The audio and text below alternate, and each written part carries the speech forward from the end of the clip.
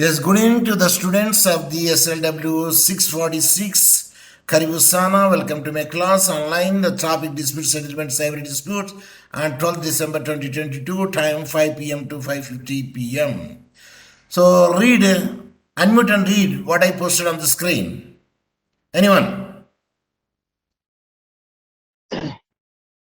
Welcome to the students of SLW646 for the online class and the topic dispute settlement cyber disputes on 12 December 2022, Monday 5 p.m. to 5:50 Speak p.m. loudly. What are the methods for the settlement of international disputes?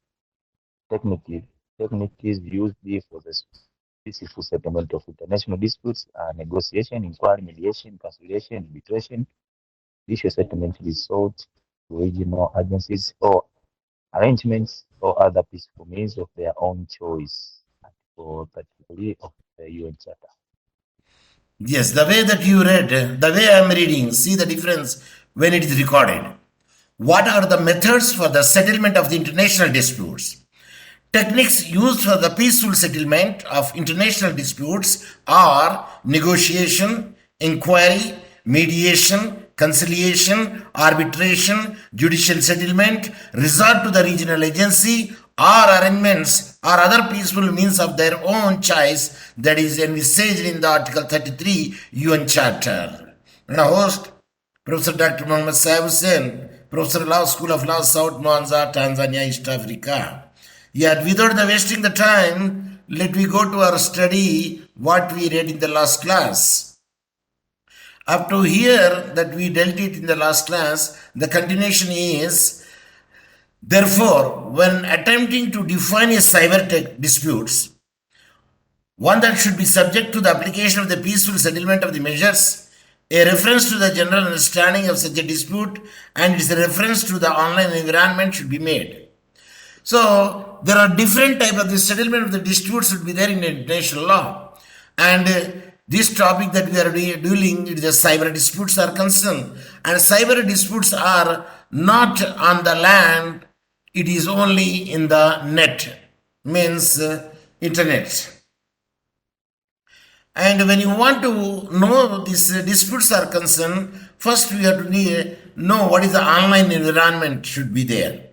So a cyber dispute is therefore the difference of opinion by the states regarding facts of a given case of conduct of actors involved in the specific events, granted such a facts or events are directly related to the online activities. See, every activities is based on online. Do you know what is meant by online? Participants, unmute and say, give the answer. The best example, sir, our class is online class. Say. The best example are online classes. See, we can purchase online. We can pay the fee online. We can buy the internet bundle online. We can buy the Luku online. Are you following me? Yes. So many activities are there online. If any online dispute arises among the states from one state to another state, and how it will be resolved, that's what we are going to study here. And when there is no separate mechanism would be there, at that instance we follow the international instruments, bilateral treaties, protocols, declarations, UN charters. These are the activities. Suppose if it is not covered over there, then another charter would be passed to entertain the disputes in cyberspace. So it can therefore be the case of the attribution of the cyber operation, because it's a cyber operation and where states differ as to the actor involved or the sequence of events. How far Tanzania it advanced in online? Is it middle stage, infant stage, or peak stage? I give the three choice. Which one you pick? Participants, where the Tanzania will stand online at the peak of the stage, middle of the stage, or infant stage.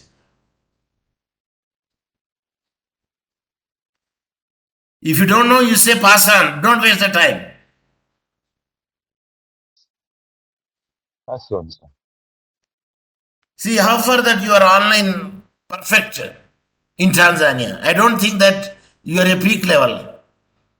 Just cross the infant stage and reaching to the middle stage. Whereas India, it is now crossing the middle stage because most of the transaction can be done online. Even booking the driving license, it can be done online. What about in Tanzania? Suppose you want to renew your license, can you book online? Give me the answer.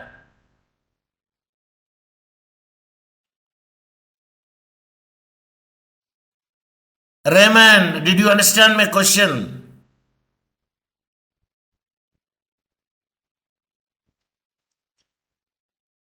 Participants, are you understanding me? Are you hearing me?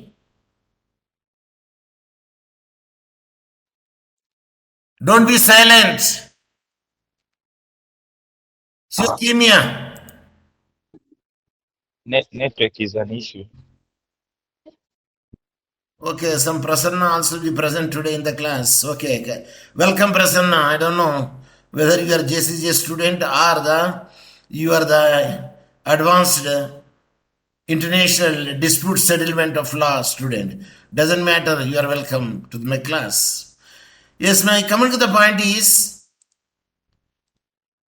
when you want to apply for the license, could you apply through the online? That's my question. Answer is yes. why you are taking so much time to say yes? In India, it is yes. In TIN number, okay, we can make it an online. Or we can go to the office, they will make it online, and one day it will be given to you TIN. In one day. In one day, not one day, within 1 hour to 2 hours, a TIN number can be generated and given to you. Do you know what is the reason? And if you want to apply for the license, it takes at least 5 to 10 days or 15 days also. But TIN is used because it is a revenue to the government. So it can therefore be the case of the attribution of the cyber operation where states differ as to the actor involved or the sequence of the events, and it may also be the case of the different identification, interpretation, or useful digital evidences. So IP addresses are different, identifications are different, area is different, and .com also comes different way, and the use of digital evidence is there, and a cyber forensic or open resource information system. So depending upon the advanced technology in the cyber world, we can say that the dispute will arise in such a manner among the states or state to state in cyberspace. As a matter of example, one could easily be reference a hypothetical case of cyber attribution where state A claimed to have a sufficient cyber forensic evidence to attribute a given cyber operation to state B.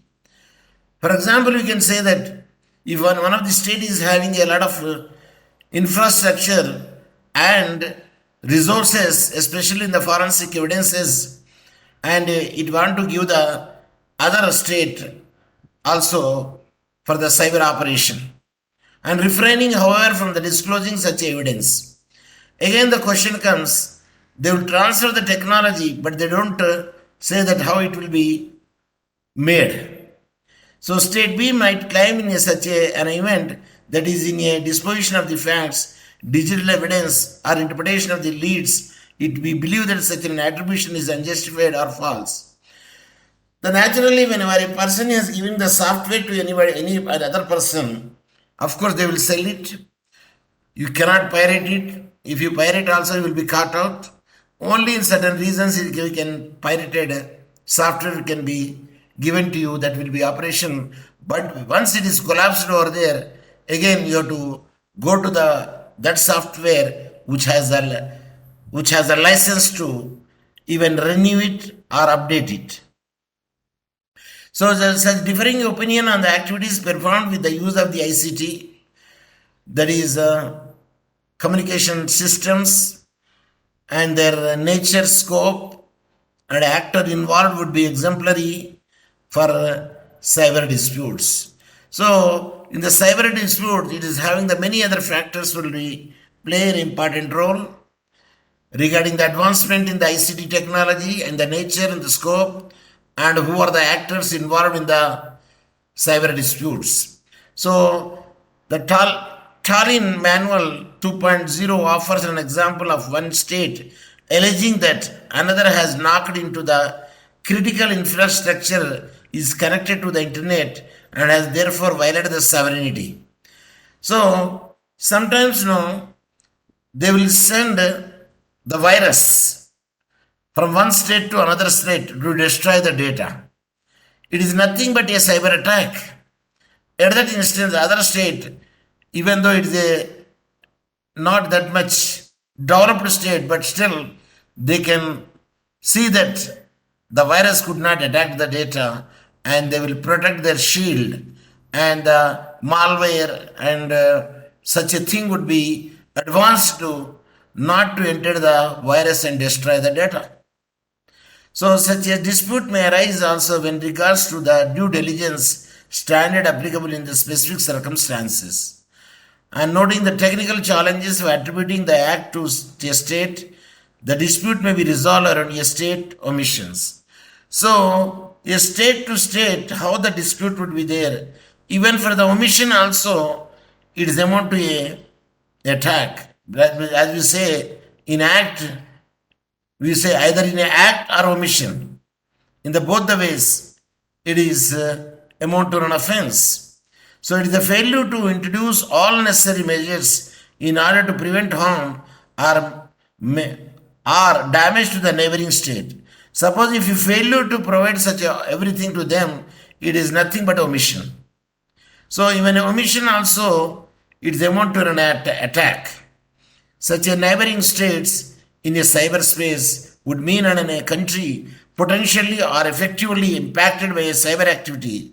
If one country is having effectively have the impact on the cyber activity, at that instance, it could not have the attack on cyber attack on the a country which is resistant or the weak country, because that is not that much developed in the cyberspace. So that is called the cyber attack.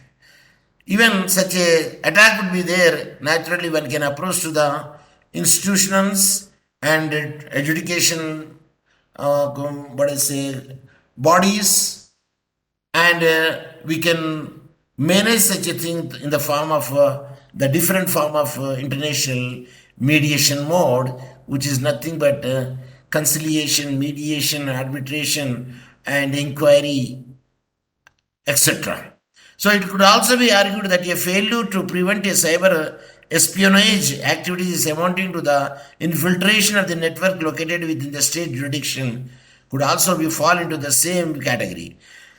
One way in another ways, because the pornography will be thrown mostly on the internet, at that instance every country will be having their own way to not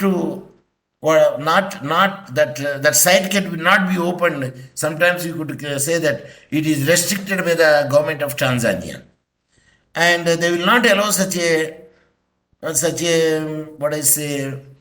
a posting. A person could see it. So any case where a specific claim by one state is rejected by another, rising about the level of general tension between the parties, could therefore be identified as a cyber dispute. Like we can say that cyber hacking, your internet will be hacked, and there will be a squatting also. There is cyber squatting and cyber bullying, and there are even stalking. These are all the type of the offenses which could be done in the cyber space only. So the states failing to find the consensus on the interpretation of the facts or events related to the harmful activity with the use of the ICT. What is ICT? Participant.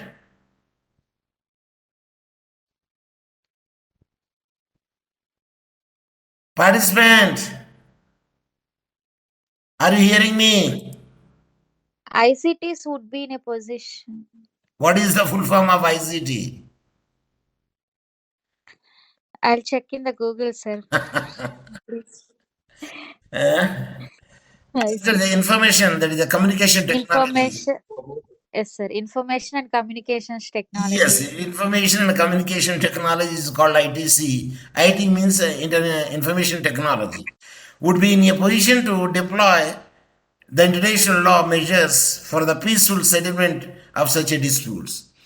So, if any cyber attack would be there among the states, those who are the members of the international charter or the agreement or bilateral, multilateral treaties, at that instance, whatever the norms would be there, it is not a armed attack but also a cyber attack. A country cannot make an armed attack on another country for any dispute is concerned. If any dispute involvement is there, let it be solved through the peaceful means, either by approaching the institutions or approaching to the tribunals or the courts like ICJ. Even any matter, including the cyber attacks also. Now let us see the state obligation to settle dispute by the peaceful means. How the state will take the obligation to see that such a dispute will be resolved by the peaceful means. So scope and meaning, let me see it as per the current reading of the international law. States are to endeavor to resolve the dispute in a peaceful manner because of the UN Charter clearly mentions in the Article 33. If any disputes should be there in the international arena, it will be resolved through the peaceful means unless until a force would be used over there to maintain the peace and order. So that was the point. Such an obligation is well accepted in treaty based and customary norms of the international law. When you say the international law, yes, it's not only there is the legal norms are there, but it also embedded in the customary norms of the different states. Any customary norm, generally it will not be contrary to the morals or it will not be contrary to the truth. So customary norms of the international law, this implies that states must engage through the various means to achieve a peaceful resolution for their conflicting views or opinions. So every state try to make it out and resolve the issue by the constitutional, by the peaceful resolution for the conflicting views or opinions. I don't know, I will ask one question to you. See, the sacred books, either you say Bhagavad Gita or you say Vedas or you say Bible or Quran or Injil, whatever it may be there. In every mythology book, there is a solution for every human being doubts. Every human being doubts, every human being way of life, and resolving any dispute, it is already embodied very long back. I don't know whether you read such a thing or not. Participants. Yes, sir. We read, sir. You are correct, sir. We can find every answer for every question we have. All our doubts are clear. Different Vedas are there which will give a different solutions, including the medicine.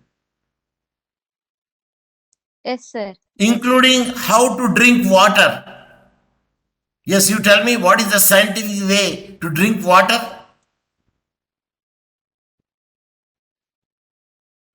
Scientific? Yes, sipping. By standing or by sitting?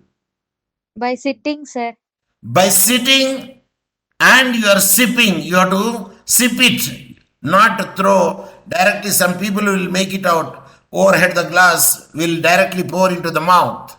That is not the way of, you have to dry it with the air, that is called sipping, and one glass you have to drink, sip at least, making the 3 gaps. So that is the scientific way of even drinking water. It is already there in the mythology.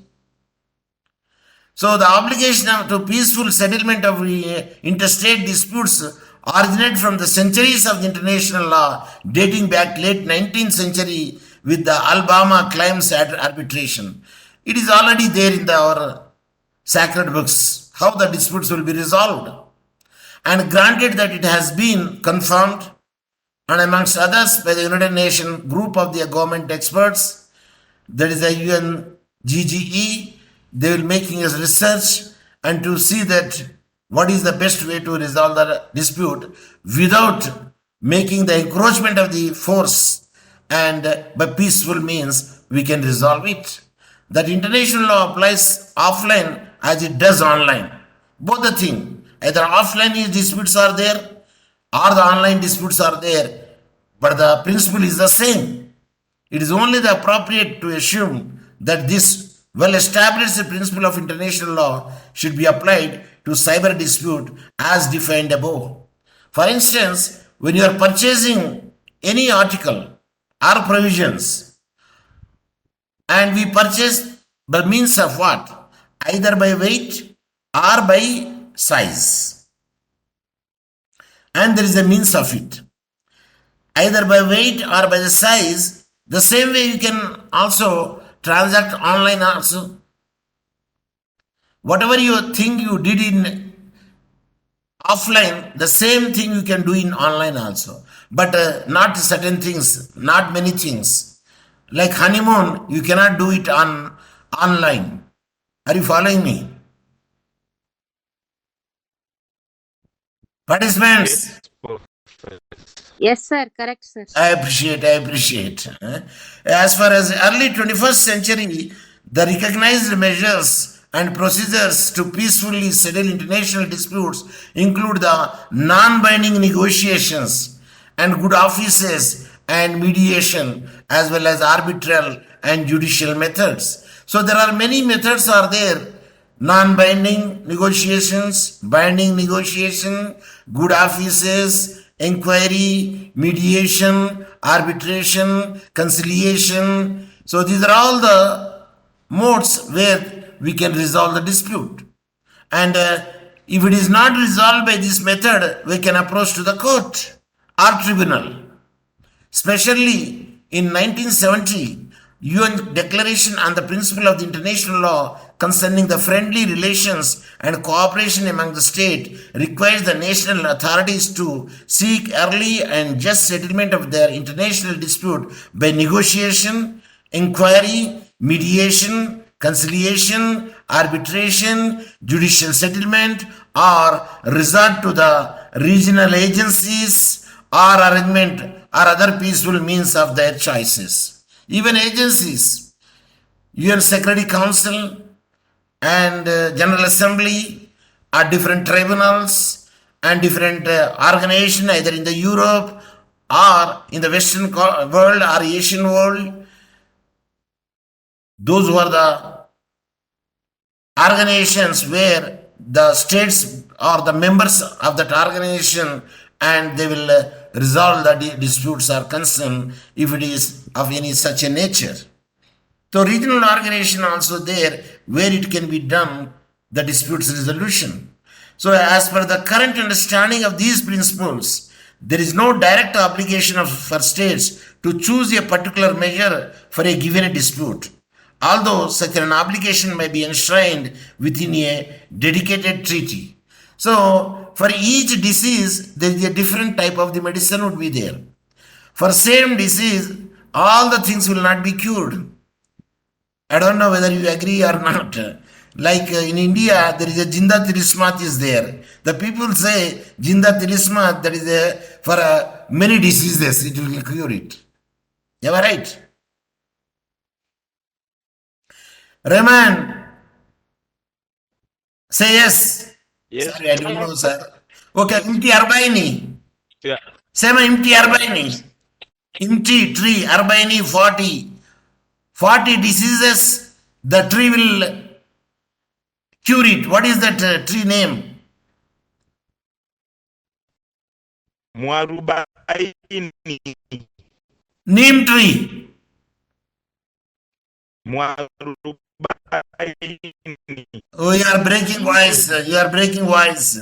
It is called M-E-E-M, neem tree. That is called imti arbaini. Means it will cure the 40 diseases, including the mizizi, means roots, bark, even tender leaves, fruits, and everything will be useful for the neem tree. Is it clear? Say yes. Is it clear?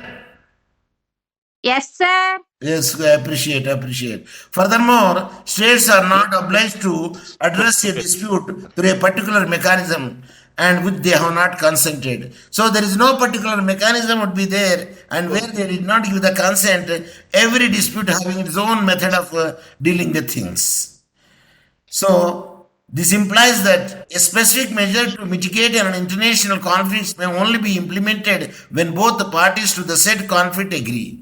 So if you want to resolve any conflict between the two states, the two states should agree. What? Either a particular neutral state using the good office to resolve the dispute, or to use one mechanism, either approach to the judicial organ or the tribunal for resolving their disputes. When the two parties will agree to that one, naturally, if anything will be decided on the merits of the case, will be binding on them. So moreover, should one of the means of the dispute settlement fail to bring the expected result, states are under the legal obligation to seek a settlement of the dispute by other peaceful means.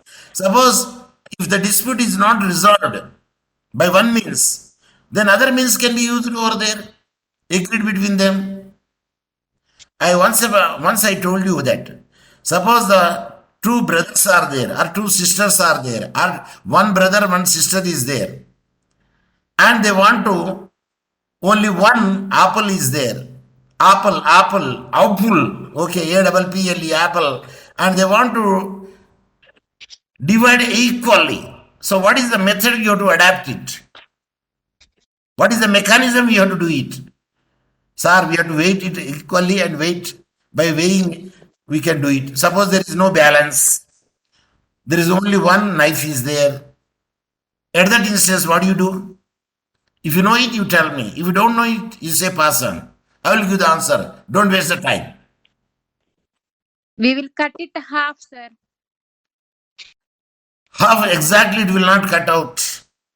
The method they have to adapt is both the parties, means brother or sisters or brother sister, should agree that I cut, you pick, or you cut and I pick.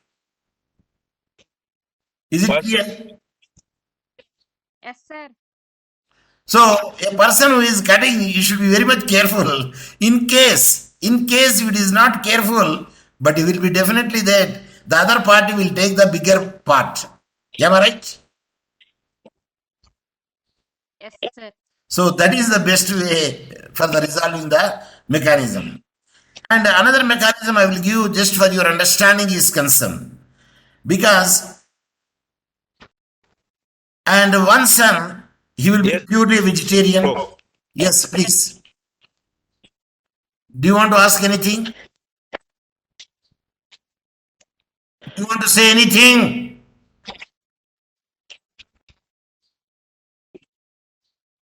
Nothing, sir. No, Vegetarian. because another Raymond Cosmas, Matatizo there is in Matandao, means internet problem is there. You sit in such a place where the internet signals are very good. Otherwise, you could not hear. Moreover, you have to load the bundle in a good manner, like 5,000, 3,000, at least you have to load it. Otherwise, the signals are very weak. Okay, now let us continue it. Another example I would like to make to understand the people. If the son is there, he is a vegetarian and he likes only the vegetables, and the daughter is there, let you presume that she is a non-vegetarian, means she likes every mutton and other things are concerned. At that instance, if the Sunday comes over there and everybody demand the same thing, sir, mutton you have to prepare or you have to prepare the vegetables, then how their dispute will be resolved? Either it will be resolved by the two means. Number one, this week is vegetarian, next week is non-vegetarian. So in this way also we can resolve the dispute, and by that we can agree to the point and how it can be done. Is it clear? Clear, sir. Very 1 good. week we have to prepare vegetable. Yes, yes. So we have to harmonize it and see that the justice should be done, and it seems to be done also, and that to be the peaceful means. So in 1970, the UN Declaration, as well as in the paragraph 7 of the Manila Declaration, we already studied the Manila Declaration earlier. Moreover, when attempting to settle the dispute peacefully, states are required to refrain from any action which may aggravate the situation as to the endangered international peace and security. And this Manila Declaration is there in Philippines. The Manila comes under the Philippines country. So states are required to refrain from any action which may aggravate the situation as to endanger the international peace and security. So try to make it out. There would not be any danger to the peace and security. In that way, the solution should have to come out. A dispute settlement should have to come out. Such an obligation is enshrined in the paragraph 4. Of course, we cannot remember the paragraphs and principles. At least we should remember the charters and declarations and the years. Yes, that will be the quite good idea. As well as and the 1970 UN Declaration, as well as in the paragraph 8 of the Manila Declaration. So in the Manila Declaration, it is very clearly written there how a dispute settlement would be there among the states in any international dispute arises over there. So without having any encroachment or the force should be used, and the dispute can be resolved with the peaceful means. That is the main idea behind it. So such an understanding of the obligation to peacefully settle the disputes implies that state violates its international obligation when it willfully and in a bad faith denies an opportunity to negotiate or mediate or accepted good offices or implement any other peaceful procedure proposed by the counterparty. So the other party may propose it. If any state denies it, yes, then action will be taken by the international bodies, and where the state is one of the member to it.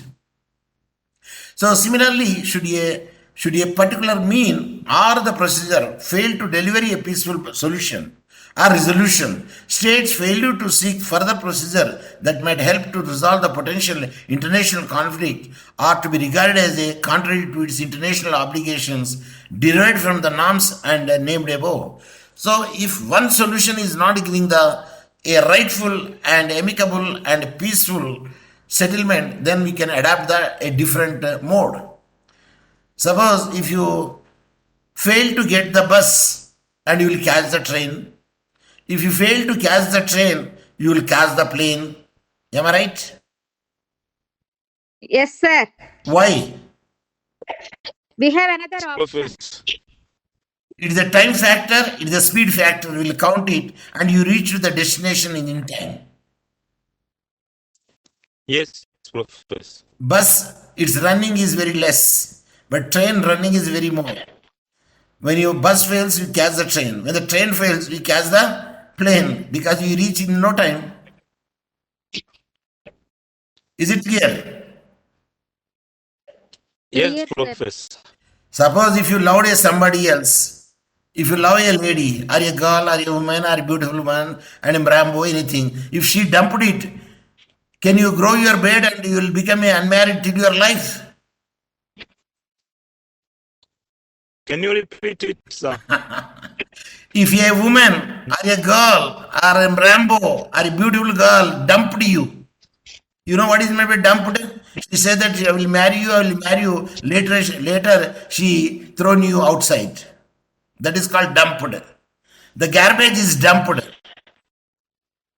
If it is some girl is dumped to you, could you grow your beard and you will become unmarried till your life? No, Professor, no.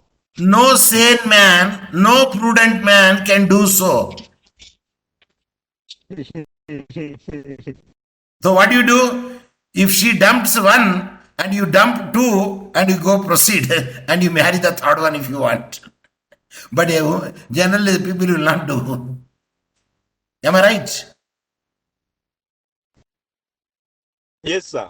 Okay, consequently, any action that might aggravate the existing conflict is also to be pursued as a contrary to the international obligation and integration of the dissenting party. Yes, sir. Online classroom, sir. Tarata maatladtanu, sir. So, international obligation derived from the norms and named above. Consequently, any action that might aggravate the existing conflict is also to be pursued as a contrary to the international obligations of the dissenting party.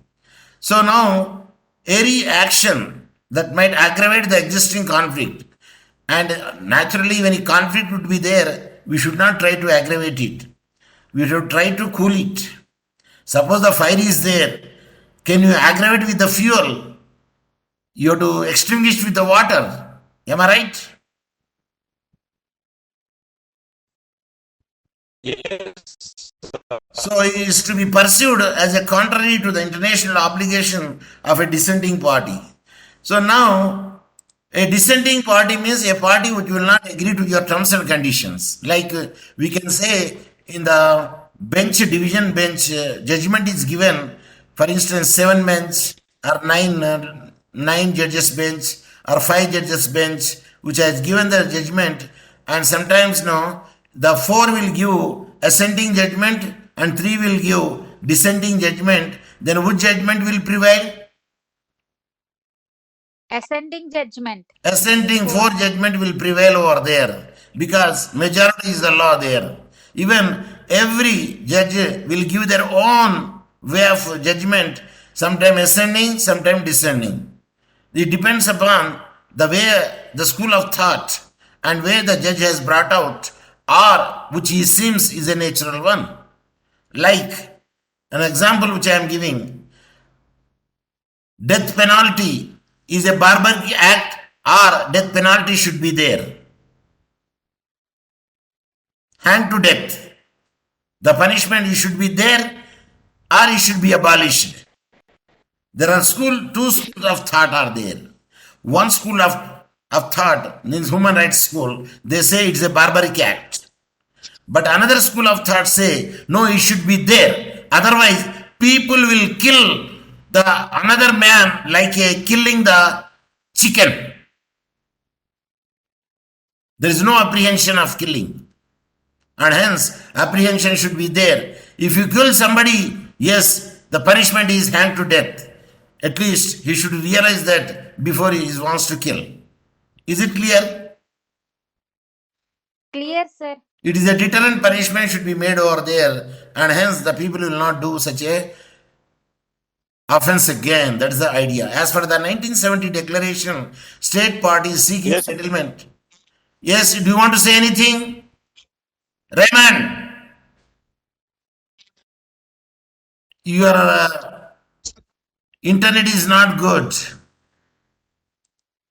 Okay, just listen. As for the 1970 declaration, the state parties seeking settlement are expected to consent with regard to the peaceful means they see suitable to the specific nature and context of individual agreements. Then Manik Shah notes it is broadly recognized for these means and a measure not from any specific hierarchy or imply obligation upon state prioritizing one method over the another in any particular circumstances. Though there are many methods would be there to resolve the disputes, but it depends upon the party, those who wants to choose the method. So these specific measures and their applicability for the cyberspace related to the disputes are in more detail described below, like a diplomatic means. So a diplomatic means nothing but negotiation and arbitration and mediation. These are the diplomatic way. The same way we can do for the offline also. Is it clear? And we are already studied. This is the diplomatic means. Number one, negotiation comes over there. Number two, if you go scroll it down, this is the diplomatic method. And we already thrown the light on those aspects. But still, we can go through some of the point. Oh, the mediation. Then we say conciliation. He has given the very lengthy for the mediation. And later the conciliations are there. Is a diplomatic method and the regional organization. Only two he has mentioned. But regional organization also very important factor. The best justice is, I already told you in earlier. What is the best justice is? Inquiry also there. Settlement. What is the best justice is? Settlement, sir. Settlement by any means.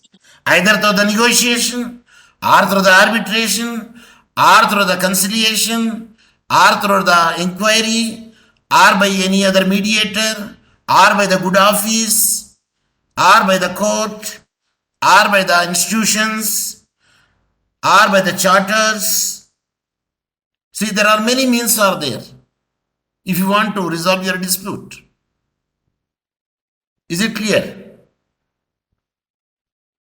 Clear, Yes, sir. Okay. So now let us see the throw light on the negotiation. The least complex measure for the states to settle the dispute is negotiation. It is the least complex method. No method would be there in the negotiations. The parties sit together, they make the conditions, the other party will sit together and they also make the condition, they will reconcile it and the dispute will be resolved without a third party as a umpire. So the least complex measure for the states to settle disputes is negotiation. So it requires the least amount of the direct effort consisting of the direct participation of disputing countries in bilateral or multilateral talks. Either two countries are involved or three countries are involved.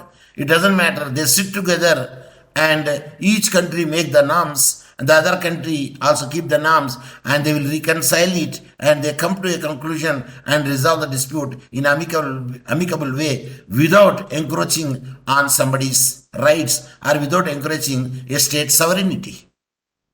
So negotiation does not involve a third party. See, the third party is not there in negotiation. In arbitration, there is a third party. So negotiation does not involve the third parties and is non-binding.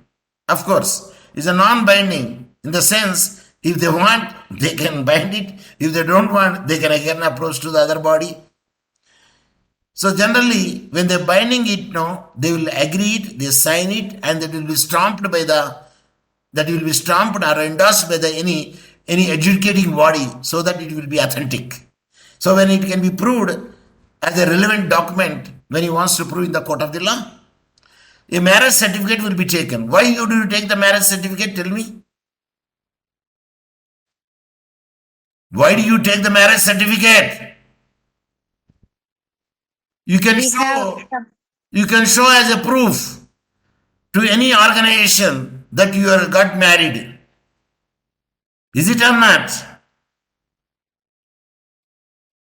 Yes, sir. For Muslims, where do you get the marriage certificate? The Waqf board will give for Muslims. For other, it will be the marriage register office will give it, the marriage certificate. Is it clear? Rahman, Yes, sir.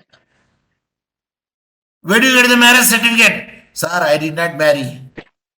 I am asking you, did you marry? I did not ask. I asked, where do you get the marriage certificate in Tanzania? Is it the municipality? Is it the revenue authority? Or is it through the courts? Or is it through the registrar? Say. Registered office. Okay. It depends. Okay, but anyway, that the government organization is there, it will give the certificate. Suppose if the marriage is solemnized in the church and you have to produce the church certificate, and that they will endorse it also, they will give it based on that certificate. But anyway, that is authentic. You can show to anybody where you want to show it. Because when I went here in the Monza to take my wife dependent pass, they will say, "Where is the marriage certificate?" I say, "See, my wife's name is there in the passport." Then what do you want? But anyway, to be safe side, I have already taken the marriage certificate from the Waqf board from the Andhra Pradesh at the time. But I shown them and they issued the e-pass as a dependent to my wife. So now let us come to the negotiation does not involve a third parties. I told you that negotiation only the parties will sit together and there is no third parties and it is a non-binding. This means that it can be halted at any moment or either party suspending it or simply walking away from the negotiating table and without any binding commitment upon it. It depends upon the will and wish of the parties. If they really want to come to a conclusion, no party will go away. They will try to sit and try to resolve it by compromise manner, and that is the best way. Is it clear? Clear, sir. So negotiation is to be conducted in a yes, negotiations to be conducted in a good faith, and where the complementary norms and good faith parties applies, and that means that negotiating parties are to sit at the negotiating table with the direct intent of achieving the consensus and solving the dispute, or at least identify the differences in the negotiation positions and where the conflict comes, and find out the area where the conflict comes over there, and that area we can concentrate it and come to a conclusion for the resolution. The non-binding nature of negotiation implies that any circumstances made by the state during the negotiations may not serve as a basis for the holding the state accountable. Of course, we cannot make it out as accountable unless until it is endorsed by a government body that they agree together and it is a valid document for our negotiation. Okay, should be negotiation not be successfully concluded in the formal compromise, consensus, or treaty. So sometimes no, it will not be compromise, and no consensus will be come out at the time. It will not be accomplished, and we can say it's a non-binding. But in some circumstances, state may be under an obligation to engage in a negotiation as per the provision of the bilateral or multilateral treaties. If the state is one of the party for the international instruments are there, either the instrument is bilateral or the instrument is multilateral treaty. And additionally, international courts may oblige state parties involved in the dispute to start the negotiation in good faith. Of course, the international court also encourages it. If any dispute would be resolved among you is not finalized, yes, let you approach us and we will finalize through the adjudication. And directly indicating the issue to be considered during such a negotiation process. If the negotiation process will not come to an end, then the court will interfere it, provided the party approaches to the court. Either way, the court will not come to your house to ask, what is your problem? It is you have to go to the court and knock the door of the court. Am I right? Say Correct, yes. sir. Yes. Right, sir. Very good. We have to go to the That is court, the reason sometimes now suo moto also the court will consider it. Suo moto will take an action also if the matter is so much serious and it disturbs the peace and order of the area or the country. So this specific provision is to be read in the light of the general stipulation of the United Nations Charter, according to which no provision of the international rule applies that the exhaustion of the diplomatic negotiation constitutes a precondition for a matter to be referred to the court. There is a clear cut would be there. If you want to resolve the issue, yes, you can approach to the court. And no one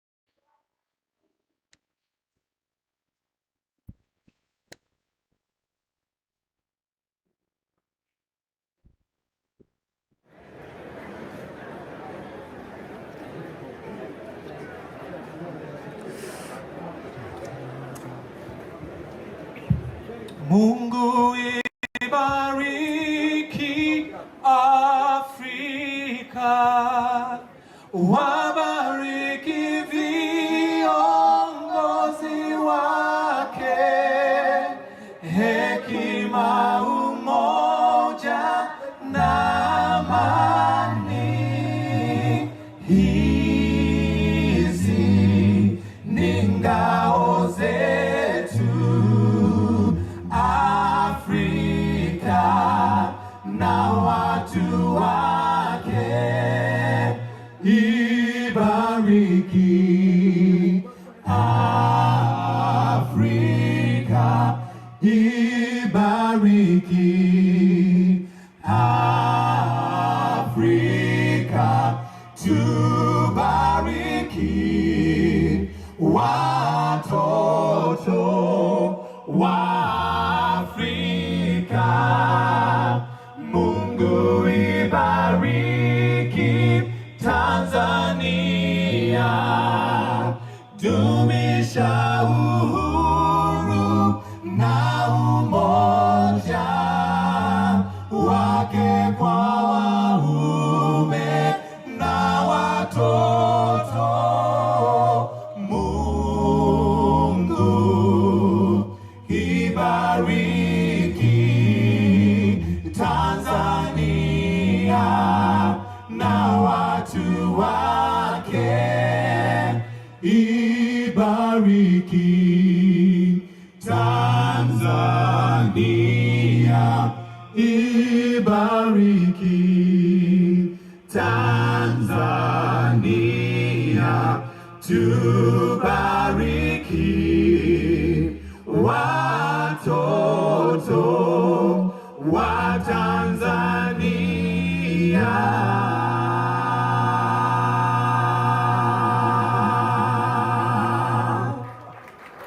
Asante sana na sikiliza mimi darasa online. Mungu akubariki na kukulinda.